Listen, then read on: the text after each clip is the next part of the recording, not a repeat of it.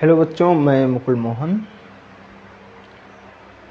तो ये जो है हमारा आज का टॉपिक जो है ये क्लास 12 से है,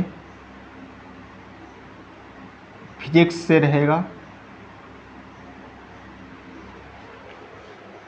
एक चैप्टर है इसमें सरल परिपथ। तो ये चैप्टर ही अभी फ़िलहाल चलाएंगे जब तक पूरा नहीं हो जाएगा। तो सरल परिपथ जो है इस चैप्टर से ये वैद्युत सेल है। तो वैद्युत सेल क्या होता है इसको देखिए। सरल परिपथ यानी सिंपल सर्किट। तो वैद्युत सेल सबसे पहली जो है डिफिनीशन आपकी रहेगी इलेक्ट्रिक सेल। तो इसकी डिफिनीशन क्या है देखिए। यह सेल एक ऐसी युक्ति है जो रासायनिक ऊर्जा को वैद्युत ऊर्जा में परिवर्तित करके किसी वैद्युत परिपथ के सिरों पर विभवांतर को स्थिर बनाए रखकर उसमें वैद्युत धारा के प्रवाह को निरंतर बनाए रखती है।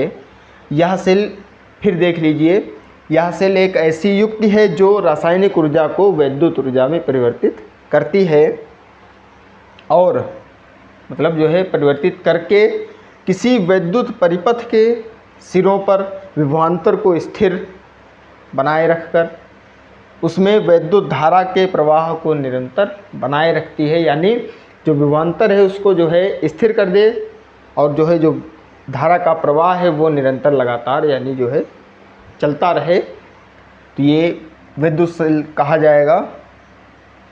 तो डिफिनीशन आपको समझ में आना चाहिए कि यह एक ऐसी युक्ति है जो रासायनिक ऊर्जा को वैद्युत ऊर्जा में परिवर्तित करके किसी वैद्युत परिपथ के सिरों पर विभवांतर को स्थिर बनाए रखकर उसमें वैद्युत धारा के प्रवाह को निरंतर बनाए रखती है।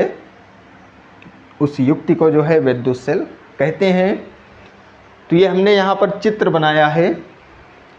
तो ये चित्र जो है ये दो हमारे पास इलेक्ट्रोड हैं, एक ये है एक ये है। तो ये वाला हमारे पास प्लस वाला हो जाएगा एनोड और इसको जो है नाम दे दिया जाएगा कैथोड। दोनों को एक तार से जो है जोड़ दिया जाता है और ये जो है भरा है इसमें वैद्युत अपघट्य। इसी में दोनों इलेक्ट्रोड जो है वो डुबोए गए हैं। तो हमारा एक सेल तैयार हो रहा है जो कि रासायनिक ऊर्जा को वैद्युत ऊर्जा में परिवर्तित करेगा। तो यहाँ पर देखिए हमने लिखा है वैद्युत सेल में भिन्न भिन्न धातुओं की दो छड़ें होती हैं जिन्हें इलेक्ट्रोड कहते हैं। तो वैद्युत सेल में भिन्न भिन्न धातुओं की दो छड़ें होती हैं, अलग अलग धातुएं जो है होती हैं। ये दो छड़ें हैं, इन्हें इलेक्ट्रोड कहते हैं। ये इलेक्ट्रोड अम्लीय अथवा क्षारीय विलयन में डूबे रहते हैं। तो ये जो है ये विलयन अम्लीय हो या क्षारीय, इसमें जो है इन्हें डुबो दिया जाता है जिसे वैद्युत अपघट्य कहते हैं। यह विलयन वैद्युत अपघट्य कहलाता है जो हमने अभी बताया आपको। इलेक्ट्रोडों को वैद्युत अपघट्य में डुबोने पर एक इलेक्ट्रोड धनावेशित व दूसरा इलेक्ट्रोड ऋणावेशित हो जाता है। जैसे ही दोनों इलेक्ट्रोडों को डुबाया जाता है तो एक इलेक्ट्रोड धनावेशित हो जाता है और एक इलेक्ट्रोड ऋणावेशित हो जाता है। इनको जो है नाम दे दिया जाता है क्रमशः एनोड व कैथोड, एनोड व कैथोड। तो इतना जो है आपको समझ में आया ही होगा। अब यहाँ पर जो है फिर लाइन इसके आगे दी है। जब दोनों इलेक्ट्रोडों को परस्पर एक चालक तार से जोड़ते हैं, जब दोनों ये दो इलेक्ट्रोड हैं हमारे पास, इन दोनों को एक तार से जोड़ दिया जाता है, यहाँ पर ये बल्ब लगा दिया जाता है, तो उस तार में आवेश का प्रवाह होने लगता है।